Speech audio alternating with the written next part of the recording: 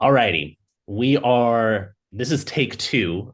We actually tried to do take one a couple days ago. Unfortunately, it did not save. So here we are on take two. Excited to be here with my friend Chase. We are going to be talking about politics primarily, and maybe get into other things too eventually.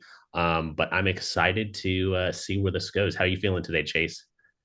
No, I'm feeling great. Lovely 9 a.m. My favorite time. But I'm excited to see where this goes and kind of just throw out these conversations there, see what comes from it. You know what's interesting? I am more of a morning person, and you are more of a night owl. And so we have two very different times. And I was trying to accommodate for you yesterday, and thankfully you weren't able to do it after 7. So I was able to get my way this time. So I felt like that was definitely a win for me. That's fair. That's fair. Honestly, I feel like early birds that get everything done, whereas like I'm like 2 a.m. trying to like finish out my day. So, maybe it's smarter. Yeah, I mean, it's a lot easier. I will say that. I feel like waiting until like 9 o'clock, 10 o'clock at night after you've had like a full day of like communicating with people and you're kind of like socially burnt out. It's just a lot easier for me to kind of function in the morning because like I feel for one a lot more social because I haven't worn out my social battery, but two, I just feel like I have a lot more energy because like I haven't gone and worked the entire day. I haven't gone or and done like a workout or anything like that. So like I'm not physically drained either. So that's like really nice. Whereas you are like basically, do you stand at your job the entire time or do you get to sit? I mean, now I drive between stores so much, so it's like up and down Okay. constantly. Um, Good for your but leg. that's yeah. Okay. So we have the inauguration coming up in a couple days. What are your expectations for Donald J. Trump's second inauguration? His now will be the 47th president of the United States. What are your expectations for inauguration day?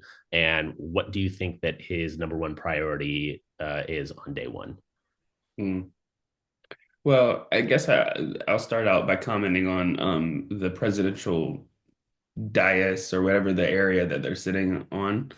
I think it's interesting that they have Mark Zuckerberg, Jeff Bezos, Elon Musk, the CEO of TikTok. I think that it's very Soon to be interesting. banned TikTok, by the way. Sorry, go ahead. No, no, no. You see, it's popular with him now, like because now it's useful tool, so of course it's going to be positive. And then you have a little meeting with the CEO. He tells you some sweet nothings into your ear about how you're brilliant, Donald. You're wonderful. We're so happy to work with you. And then, he kind of is like, oh, maybe you're not that bad. Um, you know, he switches up real quick. But I think, that kind of is going to show who these next 4 years are going to be for. It's going to be for Donald Trump and his friends.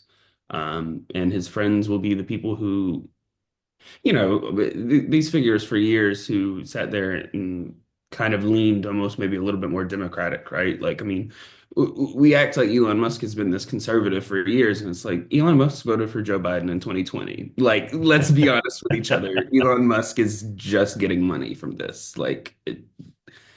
And business wise, the strategy is understandable, but um, as for like, creating policies for the wealthy, I do think that that's what we're going to be expecting.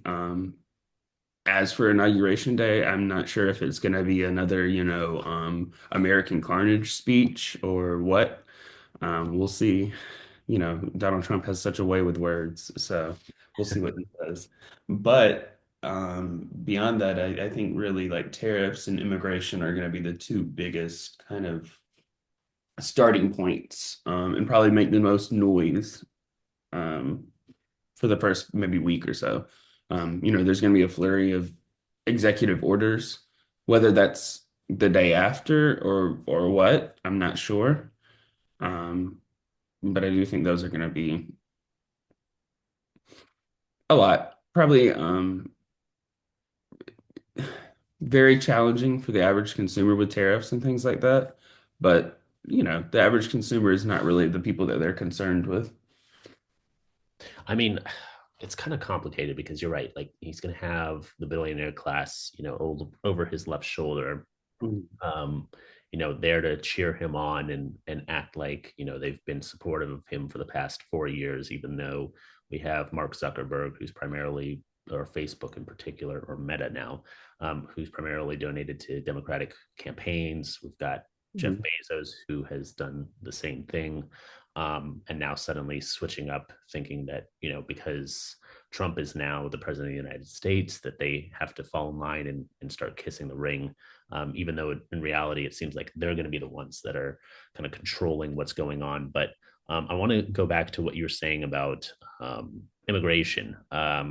So for the first 4 years, in my opinion, and I think that a lot of people would agree, like a lot of analysts and experts would agree, that the big issue with the border has been more so asylum seeking, right? It hasn't been really illegal immigration, it's been asylum seeking, right? Because if you are an immigrant and you go to a port of entry, you can claim asylum, you're given a ticket, you get to walk off, and you have a court hearing, or court date and a hearing on based on whether or not your claim is legitimate or not.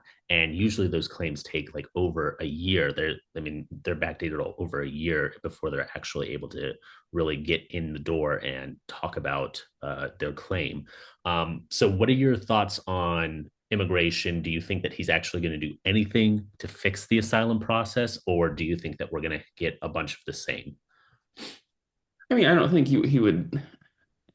Fixing the immigration system is not a goal of Donald Trump. And maybe there's some sort of Republican bill that they get or something like that. But I mean, this has been years that we've been waiting on both parties to try to do something with immigration.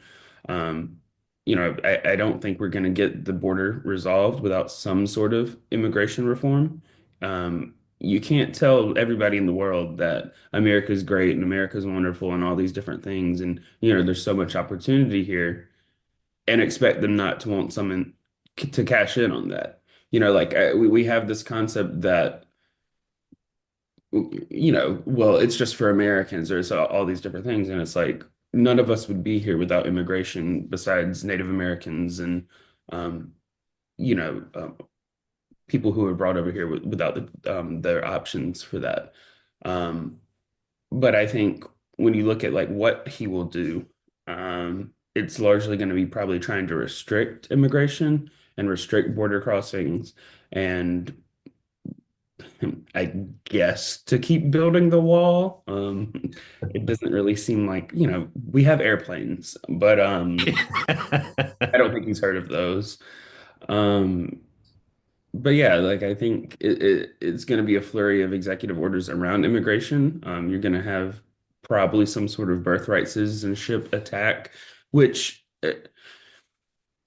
I think that is another big element of a very big concern because birthright citizenship is a constitutional right that is what is enshrined in the document, which, like, obviously Donald Trump doesn't care what's in the Constitution. He's made that clear. But to sit there and attack a value that has been here since the founding fathers, um, sorry, my cat. I didn't He's even notice. deciding to destroy the house. Um, but yeah, I think uh, the birthright citizenship question and why you're even going to try to target that, um, I think it begins to take us down a pretty dark path, honestly, because we all know that it's not going to be the same or equally applied, right? I think the conversation will go towards anyone who has an accent or looks a certain way, right? Because how else are you going to determine those things, right? Like if they, which, it seems unlikely now that they're going to have this mass deportation group or deputized sheriffs and things like that to go in and do these things because really that's a lot of money and that's a lot of taxpayer funds and that's honestly a bit more of work than I think they'd want to do really because like we talked about it before but governing is one thing, campaigning is another, right? Like those are two completely different worlds. You in a campaign, you can say, you could be Oprah. Everybody's getting a new car. Look under your seats. There's the future is there. All these different things. Whereas like in the governing, it's like, it's a little bit of a struggle right now. I don't know if I'm going to be able to do that for you. Yeah. Like grocery prices, right? Like Yeah. we'll see. I might figure them out eventually. I think that the whole mass deportation thing also kind of leads into what we were talking about earlier, just in terms of tariffs and their effect on inflation. Mass deportation does the exact same thing. You're getting rid of a huge contingent of the labor force, right? And the Federal Reserve chair, Jerome Powell, even spoke to this. He said that one of the reasons that we were able to get relief post COVID, COVID, was because illegal immigrants were willing to go and take jobs that otherwise wouldn't have been occupied because people were collecting unemployment and getting more collecting unemployment than actually working. And so there was like a huge issue with the um, labor force because of that, and that affected the supply chain, and the supply chain not having people to actually go and ship everything or deal with the ports was like one of the big reasons why we had such an issue with inflation and why it began to skyrocket. So like just having illegal immigrants and doing this mass deportation, like we don't even really know the real effect of how impactful that will be. But they do, all analysts agree that that will, in fact, cause issues because a lot of these illegal immigrants are still in the workforce and still are providing. So, I mean, it's Which I feel like is a kind of a counter narrative to like, oh, they're just coming over here and they're mooching the system and they're doing all these different things, which is just it's not accurate. it's It's fear not mongering. accurate at It's all. fear mongering. That's And like everybody wants to be against undocumented immigrants and border crossings and all these different things. Okay, create a system where a sizable portion of your workforce is consisting of people who are here undocumented or have questionable status. Why don't you create a better system for that? And because like you need the labor. Like it's I mean, I think even Donald Trump himself has used undocumented workers at, one of his real estate buildings and things like that when he did that. It's like these people will use the labor from it, but then refuse to give those people better status and things like that. I think it's a question of labor rights in a lot of ways when you kind of look at the set population that you have who meets a certain need within the labor force and their, status and overall really life experience within the country is not on the same level or par with other immigrants or just other native born Americans. And I think, when you really look at that, it's like you're using these people without giving them better rights and better access to better standards overall. And I don't really think that's a very just thing to do. I know they talk about how they're mooching off of Social Security, even though you need a Social Security number in order to collect Social Security. So I've just always thought like this whole like they're mooching off of us thing has never truly made sense to me because like we're talking about people who actually need to be legal citizens, need to be in our system in order to collect certain benefits, and all of a sudden we're claiming that they're able to collect these benefits without being in the system. Like how exactly are they doing that, right? Without a social security card, without a birth certificate, without any of this necessary the